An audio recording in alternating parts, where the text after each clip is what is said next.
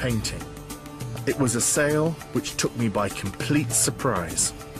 I was commissioned to undertake a house sale, big Derbyshire estate, and lurking behind this very large cupboard, as we moved it out, were these Indian watercolours. They were paintings that caught the eye of Devinder Tour, one of the country's most prolific collectors of Sikh antiques. I was just blown away. I mean, I'd never seen a painting like this for sale. I'd only ever seen it in museums. 35, 45. I thought it might make a couple of £1,000, something like that. The bidding began and I had it at 500 and it went to 6, 7. But it soon started to gather momentum. 11,000 on the phone, 12,000 back in the marquee, and we had internet bidding from India as well. I mean, it was just crazy. The other chap I was competing against, he was wavering a bit from time to time. And it was this great fight. 13,000, 14,000, 15,000, eventually £20,000. It's yours. He looked over and said to me, he said, sold to a man who clearly knows a bit more about this painting than I do. I mean, it was a huge price for a very small watercolour. And everybody in the room had a good old laugh and a good old clap. It was something that I wasn't expecting, and something that made me think, why?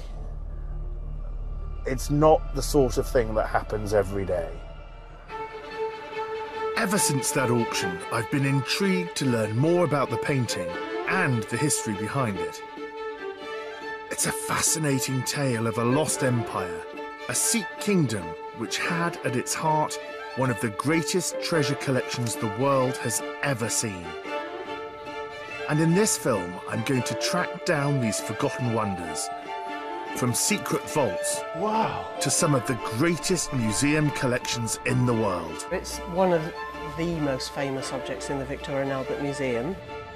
In the week when nearly 24 million Sikhs celebrate the birth of their founder, Guru Nanak, I'll discover that not only are they objects of great value, but works of art, which have the traditions and beliefs of the Sikh faith woven into the very fabric of their design.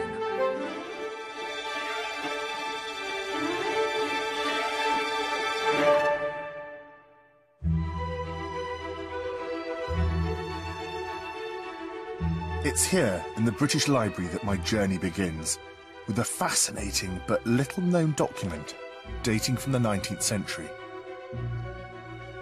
What we have here is the original handwritten inventory made by the Secretary of the British Governor-General of India in 1849, Dr. Logan. And what it lists is truly breathtaking. There's jewellery set with priceless stones, handcrafted weapons, and even what was believed to be the largest diamond in the world. I've been an auctioneer for over 20 years, cataloguing and valuing some amazing objects, but nothing compares to this. It is quite extraordinary.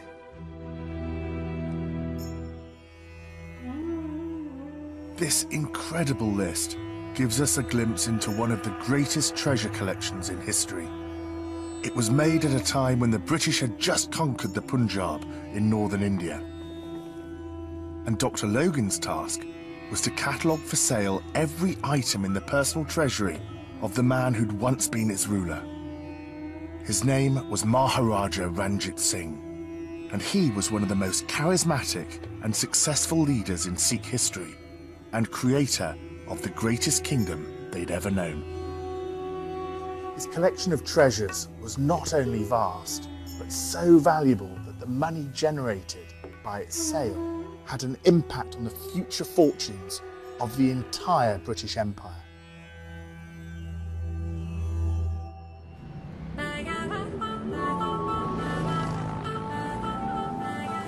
These enigmatic treasures are now scattered across Britain, and I want to see them for myself, so I'm starting by heading to a secret location to meet the collector who bought the intriguing painting in that Derbyshire sale.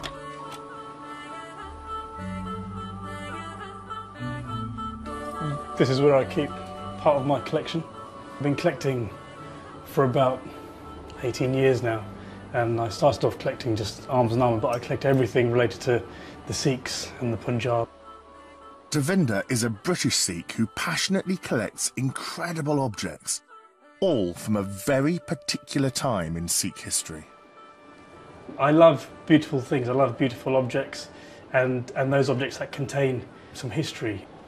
For me, it's just like time travel. It's the nearest that I can get to visiting 19th century Punjab, so it's a bit like my little time capsule. Hi, Hello there. How you doing? Nice to see you. Nice to meet you. Welcome. Thank you.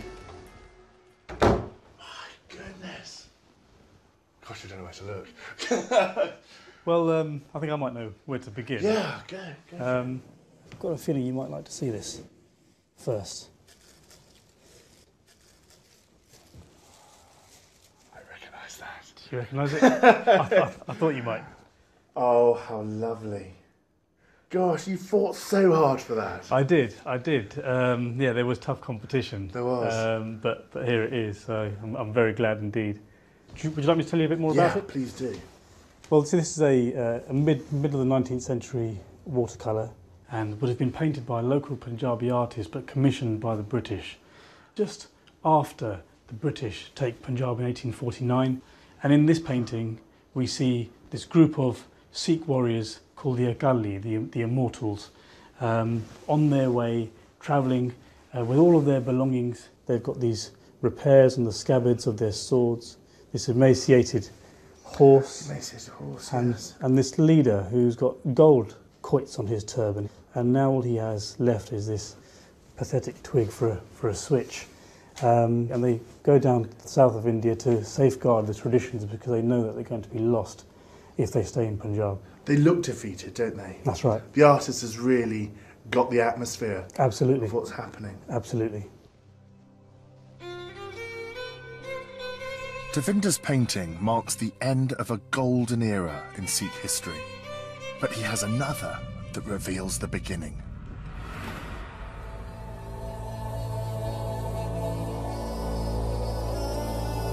It's the single most valuable item he owns, and it goes back to a period 10 years before the poignant image of the fleeing Akali, to an age in which the Sikhs were at the height of their political and military power. A time when the court of Ranjit Singh was the most splendid in the whole of India. So James, this is one of my prized possessions. The quality of that work is absolutely fantastic. So did you have to fight as hard for that one as you did for mine? A little bit harder, in fact. Really? Yeah, no, it cost me 6 figures in the end. Golly. It's a painting of Ranjit Singh in his darbar, in his court. The setting is the Lahore fort. Lahore, northwest India, now in Pakistan, previously the capital of Punjab. And you can get a lot of information out of this picture. So you've got this wonderful architectural information, the inlaid marble stone. Okay. You also have all of Ranjit Singh's courtiers here, assembled in rank order, each of them with their wonderful cashmere shawls and turban ornaments and feathers in their turbans. So what kind of man was Ranjit Singh? If we go back to the 18th century, when young Ranjit Singh was a young boy, he became the head of his clan, and there were 12 clans, of 12 Sikh clans that ruled Punjab, and his clan was actually one of the smallest. Okay. His father died when he was very young, and he became the leader. He led his army into battle at the age of 12. Did he? And by the age of 19, he'd managed to consolidate the Punjab, overwhelming the other clan leaders through both conquest and through a marriage of alliance. Maharaja Ranjit Singh was the founder of a Sikh kingdom stretching from Afghanistan to China, which he ruled for 3 decades. And through his astute leadership, he completely transformed the fortunes of the Sikhs. So Ranjit Singh becomes the Maharaja of the entire Punjab. Now, does his wealth come from internal sources or externally? There's some internal wealth in the sense that he is a clan leader, but predominantly it would come through conquest. In addition to that, We also have Ranjit Singh as this great patron of the arts. For example, you see Ranjit Singh here seated in the centre of this picture, sitting on his golden throne. Yes. He commissioned that after conquering Multan, which is a region now in Pakistan, and that was made by a local Multani artist. The golden throne of Ranjit Singh wasn't just a piece of furniture. It was his ceremonial seat of state. And unlike many of his other treasures, it wasn't auctioned off to raise money for the British. Instead, it was shipped back to England in 1853, and it survives to this day at the Victoria and Albert Museum.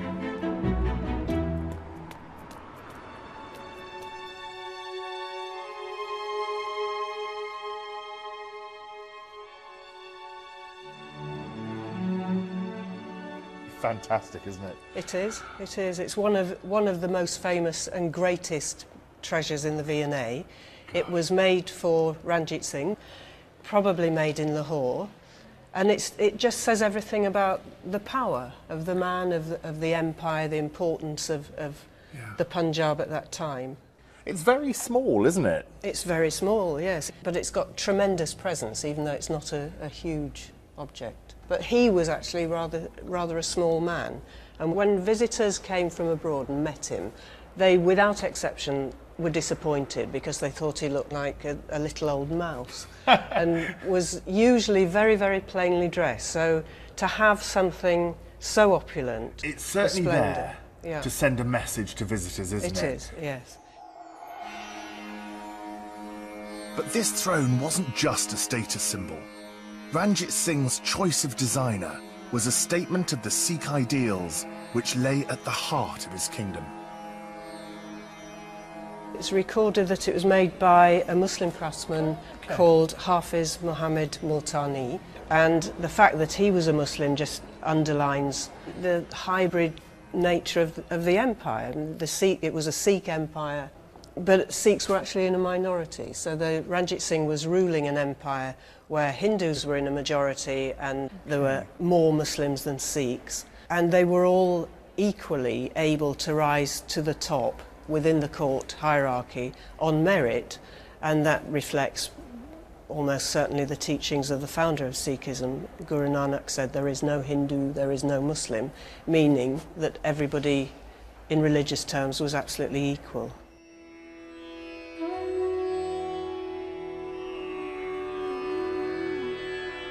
The Golden Throne demonstrated Ranjit Singh's skill as a leader whose Sikh principles forged religious unity.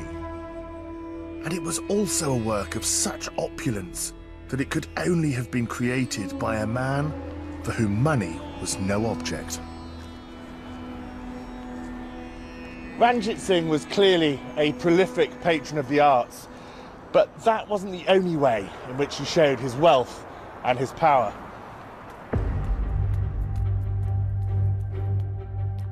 Amongst the treasures listed in Logan's inventories, one category in particular stands out: weaponry. It's not something usually associated with religion, but for the Sikhs, military prowess has always been at the heart of their faith.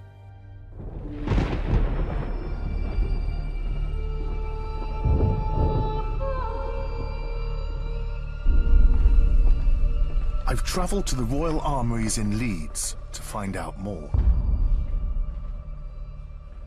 Their keeper of armour is Tom Richardson, and he's taken me to one of the parts of the museum hidden from the public gaze, the weapons store.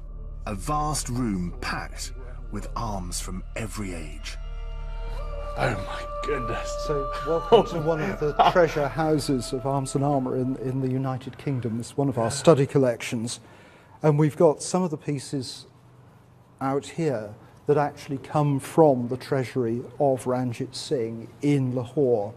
And because we can trace some of those pieces back to that 19th century provenance, we can actually now say that this matchlock musket, rather than just being an Indian matchlock musket, actually we think belonged to Ranjit Singh. Really? And what goes with this matchlock gun, also out of the treasury, is the belt with powder flask, pouches for bullets, all covered in velvet and beautifully embroidered. I've seen very poor examples coming up for sale occasionally in the auction rooms, but that is just fantastic. It is. Not only is it fantastic as a work of art, if you like, but we can identify this as Ranjit Singh's own one, as well as being a beautiful example of the type. These incredible objects reflect the might and prestige of a Maharaja whose military prowess was legendary. And there was a reason why his forces were so successful. At the heart of his army were the fearsome Akalis, highly trained warrior Sikhs who for hundreds of years had defended the Sikh people against their enemies. The militarism of the Sikhs really goes right back to the 17th century when the Akalis appear, and objects like this show that ancient Sikh heritage. This is a quoit turban of the Akalis, and the quoits, the discs on it, aren't for decoration. These are deadly weapons. These are steel sharpened throwing quoits, chakram, which are a characteristic weapon of the Punjab from at least the 16th century onwards. And of course, odd job, James Bond. I mean, I have to say, you know, that makes me look very silly, but it's the same principle, isn't it? The sharpened sharpened bowler hat. Absolutely the same thing, and one can't help feeling that Fleming may have been inspired by something from the Punjab in his invention of Oddjob's bowler hat. So, you know, it's a weapons system on a turban. Yeah. And it's amazing to think of these being worn by soldiers who are fighting on a modern battlefield with flintlock muskets, with artillery. It's an incredible story of using the best of the ancient world and the best of the modern world that makes the Sikh state under Ranjit Singh what it became. It would have been a real vision, wouldn't it? Wouldn't it just? Ranjit Singh's armies were renowned as formidable fighters, but there was another factor behind his military triumphs.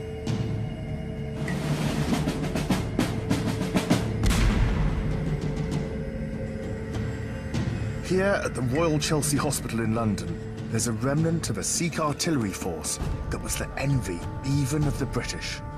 So, amongst this amazing collection of cannon here, we've got two that have particular relevance to Ranjit Singh, haven't we? That's right, yes. Ranjit Singh loved artillery, and when he started off on his military career, he had two or three which were inherited from his father, and a few that he'd captured. But he saw the British, you know, just across the border, and he knew he had to modernise his army fairly quickly. So from that modest collection, he grew his arsenal to almost about 800 cannons. But Ranjit's power and military success wasn't to last. In 1839, the greatest Maharaja in Sikh history died. And without his charisma and force of personality, the incredible empire he'd so successfully built began to implode. So tell me, how did these cannon end up here? Okay, well, after Ranjit Singh died, there was a period of about 7 years when there was a lot of turbulence. Nobody really at Lahore to actually take over the state and run it in the same way that Ranjit Singh did. The army had become almost the kingmakers, if you like, of Lahore. And the Lahore government, in an effort to get them away from Lahore, get them away from involvement with the politics, decided to essentially have a war with the British, really just to occupy the army. And What a reason! the border. Well, the border was only 30-40 miles away, and there's a little bit of sabre rattling from the British as well at that stage. So that resulted in 2 wars, and these are part of the guns that were actually captured, the booty, if you like, that was captured during that time.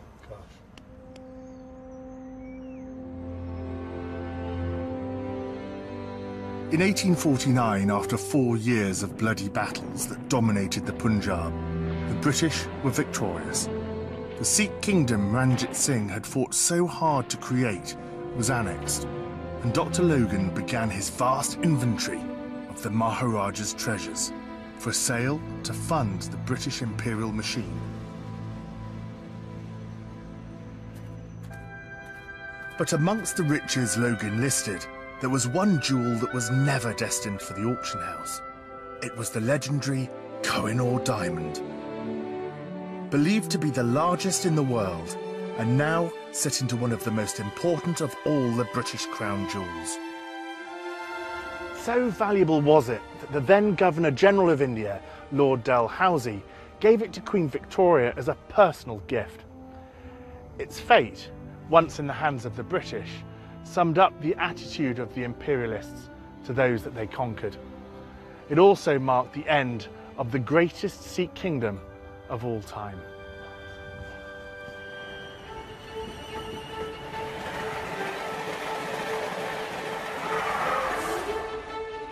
On the 1st of May 1851, Britain was in a state of feverish anticipation. The trains, roads and highways were full of people from all over the country with one destination in mind: Hyde Park, London. They were all heading for the opening of one of the greatest spectaculars the British had ever seen. It was known as the Great Exhibition. Opened by Queen Victoria and pioneered by her husband Prince Albert, it was a showcase for the best of the British Empire. And the centrepiece of this extravaganza was the celebrated Koh-i-Noor diamond, lent by Queen Victoria herself, and the single most valuable of all the wonders to come from the treasury of Ranjit Singh. But rather than being awed at the stone's great beauty, the reaction of the general public was one of disappointment. The problem was, the Indian style of cut meant the jewel didn't glitter quite as brightly as expected. The press wrote that on viewing the stone, although the crowds were huge, their hearts were as crushed as their bonnets. Prince Albert took the criticism as a personal slight against his wife, and so commissioned the diamond to be recut, according to Western tastes, into a shape which would guarantee sparkle. It was a decision that caused an outcry.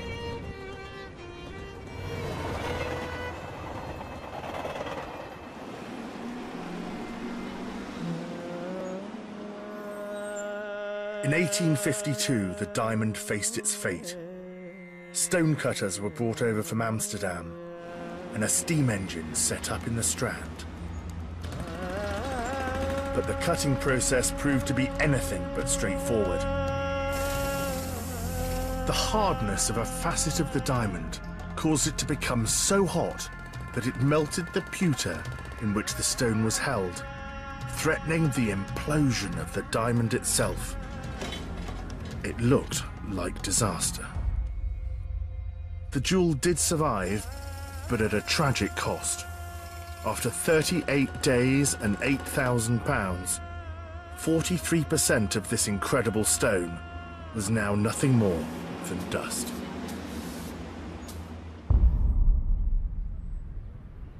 Today, the Koh-i-Noor can be found in the Tower of London.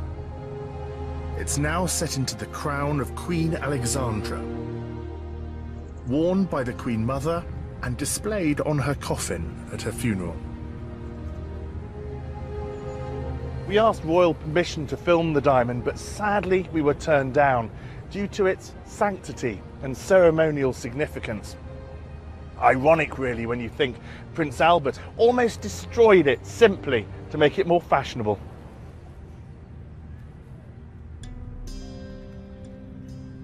But there is one jewel of Ranjit Singh's kingdom that managed to escape the imperial grasp. It's a treasure that survives intact to this day. Something that the British couldn't dismantle, something that the British couldn't take to a museum. And it's a treasure that lies at the heart of the Sikh faith, even today. Ranjit Singh's renovation of the holiest Sikh Gurdwara in the world.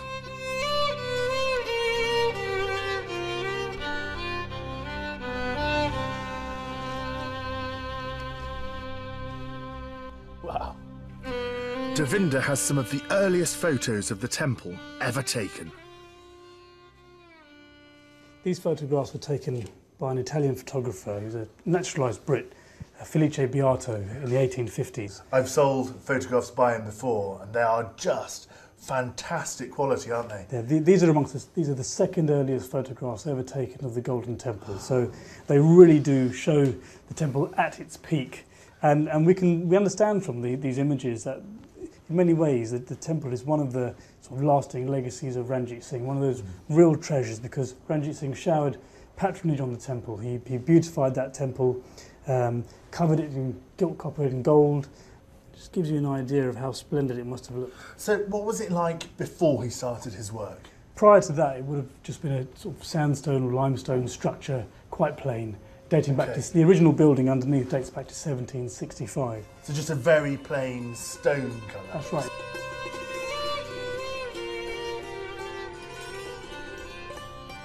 The Golden Temple has been the focus of intense religious devotion as well as political conflict for the past 4 centuries. But it was during the reign of Ranjit Singh that this iconic building came to look as it does today.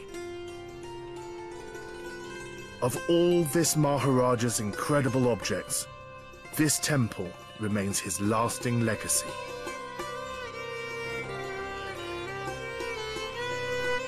My journey to find the treasures of this dazzling Sikh kingdom is almost at an end. But I've still got one last question for Devinder. Why are you prepared to spend so much time, so much effort, and so much money in this passion of yours for collecting? I'm on a voyage of self-discovery, really. I'm a British Sikh, brought up in Britain, but I have this wonderful connection with my ancestral home in Punjab.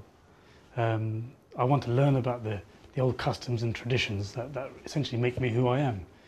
The objects, they tell me wonderful stories that let me learn about myself. And I will continue to collect as long as I can, and I consider myself a temporary custodian, really. I'm the vehicle by which these wonderful objects come together. And prior to me they existed, and they will exist long after I've gone. They've got an intrinsic value, but they're invaluable in terms of... For your people. For our people, in terms of the information that they have. And that story desperately needs to be told, the Sikh story, because there's a real danger that it will just disappear and no one will ever know. Well, I've got a strange feeling that as long as you keep collecting and keep finding these treasures, I don't think the story will die. Thanks. It's been an absolute pleasure. No, I've learnt so much. Thanks, Jed. Pleasure to meet you.